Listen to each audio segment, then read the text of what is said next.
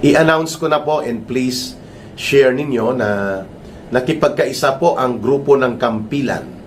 Ang Kampilan ng mga mamamayan para sa bayan, pinamumunuan po ito ni Congressman Jing Paras, dati itong political advisor to President Rodrigo Duterte, at ng grupo po ng iba't ibang mga sektor. There are around 20 or 22 active organizations sa Kampilan. At nagkaisa kami, kasama po sila Quezon City Councilor Tatay Rani Ludovica, na magsasagawa ng People's Vigil. Magsisimula po tuwing alas 4 ng hapon hanggang alas 9 ng gabi dyan sa area ng Senate Compound, sa labas lang po along the road. Daily, no? Pwede po kayong pumunta, ang mga nasa Pilipinas, ang nasa mga malapit na lugar. Ito po ay pakikipagkaisa para po sa pagtatanggol, hindi lamang sa paninindigan at tatag na ginagawa ng ating 13 brave senators, no? That include of course Senator De La Rosa, kundi sa pagtatanggol ng ating institusyon ng Senado, na dapat ito ay mananatili bilang malaya at hindi tumitiklop at lumuluhod sa kagustuhan at dikta ng mga nasa kapangyarihan, lalo na po sa bahagi ng presidente. Alam naman natin po yung mga ginawang paglusob ng NBI, nila Trillanes, ang impostor na sheriff at nagkukunwaring warrant officer ng ICC, bogus naman. At ang mga ginagawa ngayon laban kay Senator Bato de la Rosa at ang pagsasampa ng mga kaso sa mga senador na nasahanay po ng the brave 13 senators na tinagurian, lahat yan hindi man mangyayari yan kung hindi kinukumpasan, ipinag-utos at binibindisyonan ni Ginoong Marcos Jr. Kaya there will be a vigil of people's voluntary gathering ito. May mga tubig naman po na maiinom, konting tinapay, and then pangpunas ng pawis. And you can bring candle para po ito sa everyday 4 to 9 p.m., 4 p.m., 9 p.m. Daily sa harap po ng kalsada malapit lang sa Senate, na papunta yata yan sa Macapagal Boulevard or Senate or Roas Boulevard yung address na yan. Sakop pa yata ng Pasay yan. Okay? So, ayan. So, nagsimula na po ang all-out attack ng administrasyong Marcos at nila Romualdez. Hindi na sinampahan ni Boying Rimulya ng kaso si Martin Tambaloslos, no? Sabi niya, hindi daw nagko-cooperate ang House of Representatives, kaya hindi makausad ang kaso. Kalokohan yun. Yan ang mga palusot ng baluktot na kaisipan na ang layunin ay palusutin ang mga mandarambong at tunay na mastermind, kagaya ni Marcos at ni Romualdez, no? Magkabrad yan sila ni Boying at sila Romualdez. Kaya nakikita na natin ito. Pero may katapusan din po yan. Hindi naman tanga at bobo ang mamamayang Pilipino para hindi nila makita kung gaano kabalasubas at gaano katarantado itong mga pinagagawa ngayon ng ombudsman ni Marcos na si Boying Rimulya. The ombudsman should be an office for constitutional duty. Kaya hindi yan dapat sana sakop ng presidente, bagamat ang nag-a-appoint ng ombudsman ay ang presidente. Pero ang function and authority of the ombudsman is a constitutional office, ang opisina na yan. Pero alam naman natin, kapag politikong bulbul o politikong pulpul ang iyong ilalagay, wala yan. Talagang gagawin niyang salaula at balasubas ang uri ng pamumuno at pagsasagawa ng function ng ombudsman. I'm talking about the all-out attack now of Marcos using the ombudsman as a weapon. Itong si Boying Rimulya ay sinampahan nila ng kaso si Senator Jinggoy Estrada. Plunder and graft and corruption, at nairaffle kaagad sa Sandigan Bayan. So kung lumabas ang warrant of arrest mamaya or Monday, maaaresto po si Senator Jinggoy Estrada. And just like Bato de la Rosa, when there is no bail granted by court, si Senator Jinggoy Estrada will be physically separated from the Senate plenary sessions, at siya ay mananatili sa kulungan kung saan siya itatakda ng korte. Malamang doon yun sa area din posible ni dating senador Bong Revilla doon sa Quezon City District Jail sa may Payatas, Quezon City. Okay? So, dalawa na ang mawawala. So, ang maiiwan na lang, 11. Sapagkat tumawag na nga si DILG Secretary John Vic Rimulya at nag-aariglo kung paano daw ang pagsuko ng mapayapa ni Senator Estrada dito sa napipintong pag-aresto sa kanya. Nauna pang arestuhin si Senator Jingo Estrada na wala namang solid evidence na na-establish ang ombudsman sa kanya. At yung mga nagnakaw at mga nagmaleta ng pera na kasama sa sindikato ni Marcos na gumagalaw at nila Romualdez sa DPWH, absuelto. Ginawa pang witness ni Boying Rimulya, nagbalik lang ng ilang porsyento, wala pa siguro 10% ang ibinalik nila. I'm talking about Engineer Alcantara, Engineer Opulencia, at si Yusek Bernardo. Ito sila ay mga key players sa pagmamaleta, itong kumukuha ng mga cash advances ng mga contractors sa mga pinagluloko at tinatarantado at dinodurubo ng mga proyekto bago pa mabayaran ng gobyerno through the releases of the DBM or the Department of Budget and Management. So kaya na-advance nila ang pera, kaya nga nagkakaroon ng budigahan doon sa lugar ni Saldico, dyan sa may BGC at sa Valle Verde. So, itong mga players na ito ng sindikato, nagbulsa din po at nagmaleta. Like for example, si Alcantara, around 480 million ang inamin niya, pesos, na ninakaw niya. Inamin niya yan sa kanyang affidavit at nag-apply ng state witness kay Boying Rimulya nung DOJ secretary siya. At ngayon, ginagamit na siya. Nagbalik lang siya, I think, ng around 81 million or kulang-kulang 100 million.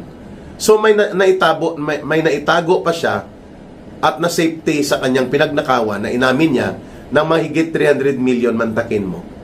Pwede pala yon. Wala na siyang kaso kriminal. Ganon din si Opulencia, nagnakaw din ito, nagbalik yata ng 48 million at may 200 million pa na natitira sa kanya. Okay na kay Boying Rimulya. Ganon din si Yusek Bernardo. Di ba kalokohan yon? Ang gobyerno na dapat ay humahabol at pinapanagot at pinaparusahan ang mga nagnakaw at nagdambong sa kayamanan at pundo ng mamamayan at ng gobyerno, siya pa ngayon ang kasabwat at protektor ng mga magnanakaw. Very good. Very, very good. Ang kagaguhan na ito na nagaganap sa gobyerno ni Marcos ay talagang garapalan, mga kababayan. Yan ang nangyari ngayon kay Boying Rimulya. Kaya nga sabi natin, hindi siya dapat na ilagay dyan Kung matino sana at maayos ang gobyerno, at dapat sana hindi yan pinayagan ng screening committee, yung Judicial and Bar Council. Pero pinalusot binaraso yan ni Marcos dahil yan ang kanyang protector. Pero may katapusan din yan. There will be a judgment day for them. Yung mga ganitong uri ng kalapastanganan, mga kababayan, very brazen. Lantaran, garapalan ang ginagawa nila. So, yun, ang mga magnanakaw, absuelto na, and they keep the keep of their pagnanakaw. Yung kanilang pinagnakawan, pinagdurubuhan, pinorotektahan pa ng gobyerno ni Marcos through Boying Rimulya. Mantakin mo walang batas na pumapayag o nagbibigay matuwid or legal basis for that, it should be decided by court. Walang kapangyarihan ng ombudsman as si Boying Rimulya tungkol sa restitution na sinasabi niya. There is no law about that. The restitution, yung pagbabalik ng pinagnakawan mong pera to the damage control or to the damages that you should pay back to the government and to the people, korte po dapat ang nagtatakda niyan. Pagkatapos ang paglilitis at paghahatol. Sobra pa to sa korte si Boying Rimulya, At siyang gumagawa ng sariling batas niya. Magnanakaw ka ng almost 500 million, ibabalik mo lang ang 10%, okay na. Wow! Dagat! Yan ang pinagtatahimikan at pinagtatakpan nila Tito Soto, Ping Lacson, Risa Hontiveros, Kiko Pangilinan, Tulfo Brothers, yung mga unsi-unsihan, yung senador na unsi-unsihan ng grupo nila. Unsi sila, Tahimik sila dito sa ginawang kalokohan ni Boying Rimulya at ng ombudsman. at ng grupo nila Marcos. Yung mga magnanakaw na nagkukunwari na nagsauli lang sila ng wala pang 10% ng kanilang pinagnakawan at ipinanatili ang ninakaw at dinurubo nila mula sa kaban ng bayan, witnesses nila ngayon. Ni Boying Rimulya, nila Marcos, nila Romualdez. Laban kina Jinggoy Estrada, Chis Escudero, Joel Villanueva, among others, Mark Villar, target din. So, ibig sabihin po mga kababayan, wala talaga sa matino na pag-iisip. Hindi lamang si Marcos, kundi itong si Boying Rimulya. Bakit? Kita mo naman, wala kang karapatan at kapangyarihan sa batas na gawin mo yon, na i-absuelto mo sila at hindi mo na sila isasama sa paglilitis sa kasong kriminal, gagawin mo silang witness. Samantalang napakalaki po ng pinagnanakaw at dinurubo nila sa kaban ng bayan, lamang magagamit ang mga taong ito like Yusek Bernardo, itong si Engineer Opulencia, itong si Engineer Henry Alcantara, sa maniobra para durugin ang 13 brave senators. Tanggalan ito sila ng numero sa loob ng Senado, ipapakulong sila at sila ay lulumpuin sa pagiging majority sa Senado para makontrol at madiktahan ng Senado, at ang mga tarantadong tameme, duwag at mga baluktot na mga senador ng onsi-onsihan, hindi man lang maipagtanggol ang kapwa nila senador at ang Senado bilang institusyon, kasabwat pa sa pagdurog sa mga senador na mga kasama nila sa ginagawa ngayon ni Marcos at nila Rimulya at nila Romualdez. Si Romualdez dapat at si Marcos ang unang kinasuhan. Sila po ang may direktang itinuturo na mga ebidensya. At even itong sila Bernardo Alcantara at pati itong sila Opulencia at ang iba pang mga testigo, itinuturo yan si Martin Romualdez, pasimuno yan ng kurakutan at sindikato according to their revelations, according to their testimonies, according to their presentation in public interviews. Bakit hindi na ituloy ang kaso kay Romualdez na ipinagmamayabang ni Boying Rimulya bago matapos daw o bago pumasok ang buwan ng Mayo? Nandyan na ang kaso. Patapos na sa linggong ito ang buwan ng Mayo, maguhunyo na at maya-maya lang magkakaroling na si Jose Marichan. Asan ang kaso mo, Boying Rimulya? Kaya ka tinatawag ni Atty. Topacio na Bunjing Rimulya. Walang kwenta. No? Pag tinawag kang Bunjing, walang kwenta, no? Walang matinong pag-iisip na maayos. Makapangyarihan po ng kanyang opisina, mga kababayan. Yan. So, ang mga magnanakaw ay piyestang-piyesta. Pati ang mga mastermind sa ilalim ni Marcos. Pero yung mga lumalaban at naninindigan, like si Ka Eric, kahapon lang may kaso na naman ako doon, na inarap sa korte sa Quezon City. Linggo-linggo ang hearing kay Ka Eric. Ang mga schedule ko. 6 live cases po ako, mga kababayan.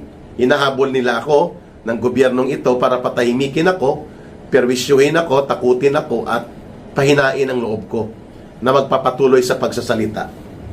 Nakakadiri po, dapat hindi pinayagan ito ng korte. Yung proposal na ito at ginawa ni Rimulya, natanggalin niya sa list of criminal accused.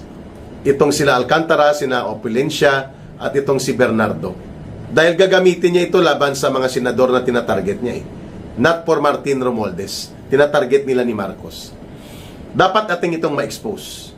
Ang gobyerno na nakikipagsabwatan sa magnanakaw ay gobyernong pasimuno ng nakawan upang abusuhin at pagnakawan ang kanyang mamamayan.